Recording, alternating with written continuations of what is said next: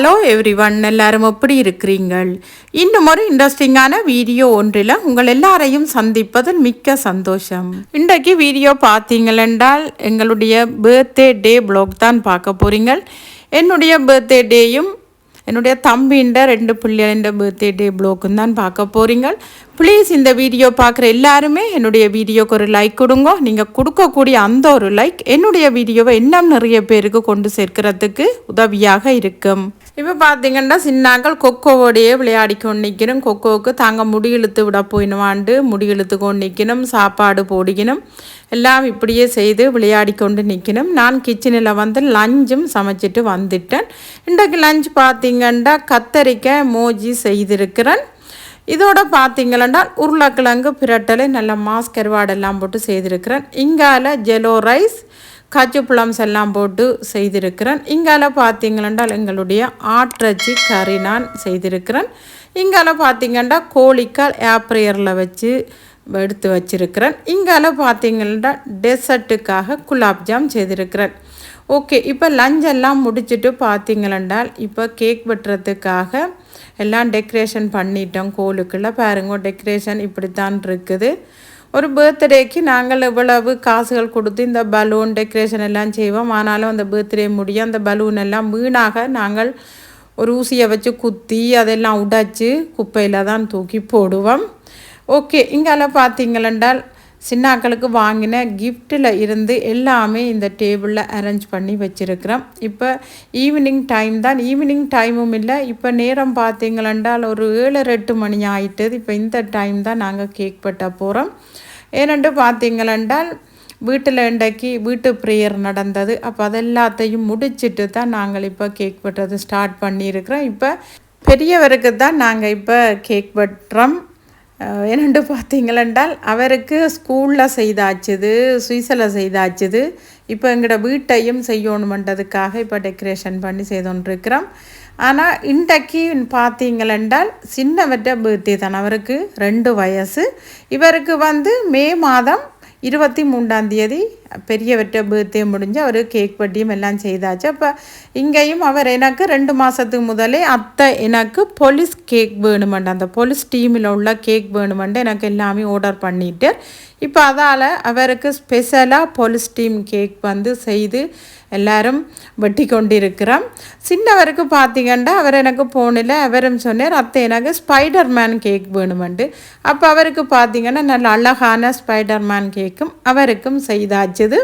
இப்போ ஆல்ரெடி பார்த்தீங்கன்னா 2 மாதத்துக்கு முதல்ல 2 பேரும் எனக்கு டெலிஃபோனில் ஆர்டர் பண்ணிட்டுன்னு தங்களுக்கு இந்த டீமில் தான் கேக் வேணுமெண்டு அதுக்கேற்ற மாதிரி நானும் பிள்ளைகளுக்கு கேக் எல்லாம் செய்துட்டேன். இன்றைக்கு உண்மையாக சரியான ஒரு சந்தோஷம் எங்களுக்கு. ஏனெண்டா வளமையாக நாங்கள் செய்கிறது தான், இருந்தாலும் இப்படி கேக் எல்லாம் செய்து இப்போ நாங்கள் எல்லாரும் சேர்ந்து ஒரே இடத்துல கேக் வெட்டுறது அது ஒரு பெரிய ஒரு சந்தோஷம்.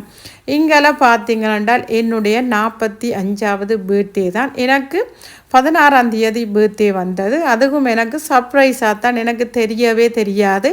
நான் கிளாஸுக்கு போய் வீட்டை வர என்னுடைய ஃப்ரெண்டும் என்னோட வந்திருந்தா கொண்டு வெளியில் விடுவோம்ட்டு நான் கதவு திறக்கிறேன். தம்பின்ற வைஃப் 2 குட்டிகள். எனக்கு பார்த்த உடனே நம்பவே முடியாமல் போய்ட்டு எனக்கு அவ்வளோ ஒரு அதிர்ச்சி. ஏனண்டா இப்போ ஒரு கொஞ்ச நாளாக ஒரு கிழமை ஒவ்வொரு கிழமையும் வந்து ஒரே போயிடும். என்னடா இப்போ வந்து போனவங்க அதுக்கிடையில் இன்றைக்கு வந்துட்டுனுமே என்று யோசிச்சுட்டு எனக்கு சந்தோஷமாண்டா தாங்கவே முடியலை. அந்த சின்ன குட்டிகளை உண்மையில் கண்டது எவ்வளவுத்துக்கு தான் வந்து எப்படித்தான் போனாலும் சின்னாக்கள் வீட்டை வந்துட்டு போயிட்டுனுமென்றால் எங்களுக்கு அது அந்த வீடு வந்து அமைதியாக இருக்கிறத உண்மையிலே அதை வந்து எங்களால் சகிக்கவே முடியாது. என்னுடைய பிள்ளைகளுக்கு கண்டாலும் சரி, என்னுடைய ஹஸ்பண்டுக்கு கண்டாலும் சரி, டடாண்டு அவரை வந்து எந்த நேரமும் கூப்பிட்டு கொண்டு என்னையும் அத்தையண்டு ஒரு கொஞ்ச நேரம் கூட என்ன காணாட்டி எங்கள் அத்தையை காணல எங்கள் அத்தை போட்டா என்று கேட்டுக்கொண்டே இருப்பினும் எனக்கு இப்போ பிள்ளைகள்லாம் ஸ்கூலுக்கு போயிட்டுன்னு வெறும் வேலைக்கு போட்டார். அப்போ நான் வீட்டில் இருக்கும்போது எனக்கு எந்த நேரமும் கூப்பிட்ற மாதிரியே கிடக்குது. அதை விட வீடு வந்து சரியான அமைதியாகவும் கிடக்குது. ஓகே, இன்றைக்கு எப்படியோ வீடியோஸ் போடணும். ஓகே, அவைகள் வந்து இப்போ அடுத்த கிழமை ஓடி வந்துடுவேன். இப்போ அவைக்கு என்ன பார்க்கணுமெண்டாலோ அல்லது எனக்கு அவையை பார்க்கணுமெண்டாலும் அவைகளே இங்கே ஓடி வந்துடுவேணும். இனி அதை விட பார்த்திங்கன்னா இப்போ எங்களுக்கு ஸ்கூல் வந்து கொள்ளிடே விட போது முழு நாள் நாங்கள் அவைகளோட தான் போய் கழிப்போம். ஒவ்வொரு வருஷமும் நாங்கள் அவைகளை விட்டுட்டு ஒரு இடமும் போகிறதே இல்லை. எனக்கு ஜூன் 16 பர்த்டே, டனிலோ சின்னவருக்கு வந்து ஜூன் 18 பர்த்டே. இனி வர்ற பர்த்டேலாம் நாங்கள் 2 பேரும் சேர்ந்து தான் கொண்டாடுவோம்ன்ட்டு நான் நைட் சொல்லி போட்டு இருந்தேன். நான் அதே மாதிரி நான் ஆசைப்பட்ட மாதிரியே உண்மையில் அவரும் என் வீட்டை வந்திருந்தது. பிள்ளைகளோட சேர்ந்தே நான் என்னுடைய பர்த்டேயை செய்தது உண்மையில் எனக்கு மறக்க முடியாது. இந்த 45வது வயது பர்த்டே உண்மையில் என்னால் மறக்கவே முடியாது. அவ்வளவுத்துக்கு உண்மை எனக்கு ஒரு சந்தோஷமாக இருந்தது. கிஃப்ட்டுகளை விட நாங்கள் உறவுகள் எங்களுக்கு பிடிச்ச ஆட்கள் சேர்ந்து நாங்கள் ஒரு காரியத்தை செய்கிறது தான் உண்மையில் அது எங்களால் காலாகாலத்துக்கு மறக்க முடியாத ஒன்றாக இருக்கலாம். இப்படி சின்ன சின்ன விஷயங்கள் எல்லாம் எங்களுடைய சகோதரங்களோட உண்மையில் இப்போ சொந்தக்காரர்கிட்ட சொல்கிறத விட எங்களுடைய சகோதரங்களோட சேர்ந்து நாங்கள் இதுகளை செய்யும்போது உண்மையிலே அது எங்களால் ஒரு மறக்க முடியாத அந்த நாளாக தான் இருக்கும். ஏனெண்டா நிறைய பேர் சொல்கிறது வழக்கம், அக்கா எங்களுக்கு தம்பியாக்கள் பக்கத்தில் இருக்கணும், ஆனால் உங்களோட தம்பின பிள்ளைகள் எல்லோரும் உங்கள்கிட்ட அடிக்கடி வார மாதிரி உங்களோட பிள்ளைகளோட உங்களோட நல்ல மாதிரி இருக்கிற மாதிரி எங்களோட வீட்டில் இல்லை. எங்களுக்கு பக்கத்தில் இருந்து கொண்டும் பிள்ளைகளுக்கு மாமாண்டு கூட தெரியாமல் இருக்குதுன்னு சொல்லி எத்தனை பேர் எனக்கு பர்சனலாக கூட நிறைய பேர் எனக்கு டெலிஃபோன் பண்ணி கூட கதைக்கிறீங்கள். உண்மையில் என்ன சொல்கிறேன்ட்டு எனக்கு தெரியாது. இப்போ இதுக்கு நான் எதுவும் சொல்ல வந்தனென்றால் அது பிறகு வேறு மாதிரி நிறைய பேர் அதுக்குள்ளே போய் மாறி கொமெண்ட்ஸுகளை போட்டு அதெல்லாம் தேவையே இல்லை. என்ன செய்கிறது, குடும்பம் என்றால் எப்பையும் ஒற்றுமையாக தான் இருக்கணும். குறையல் நிறையல் இருக்கும், ஆனால் அதை அப்பப்போ இப்போ ஒரு ஆள் சொல்கிறத ஒரு ஆள் கேட்டு எல்லாருமே பொறுமையாக நடந்து கொண்டோமென்றால் அது எப்பயுமே நாங்கள் பிரச்சனை இல்லாமல் ஒற்றுமையான குடும்பமாக இருக்கலாம் என்று தான் நான் என்னோட கதைக்கிற ஆக்களுக்கும் சொல்லி கொள்வது. ஓகே ஃப்ரெண்ட்ஸ், இன்றைக்கு நான் நிறைய கதைச்சிட்டேன்னு போல கிடக்குது. நான் பிளான் பண்ணி எதுவுமே கதைக்கல, என்ன என்ற மனதில் இருந்ததோ அதைத்தான் நான் இதில் கதைச்சிருக்கிறேன்.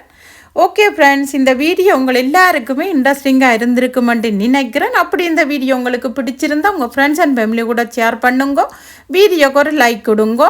என்னுடைய சேனலுக்கு நீங்கள் ஃபஸ்ட் டைமாக இருந்தால் சேனலை சப்ஸ்கிரைப் பண்ணி சப்போர்ட் பண்ணுங்கள் ஃப்ரெண்ட்ஸ். இது போல் இன்னும் ஒரு இன்ட்ரெஸ்டிங்கான வீடியோ ஒன்றில் உங்கள் எல்லாரையும் சந்திக்கும் வரை டேக் கேர், பை.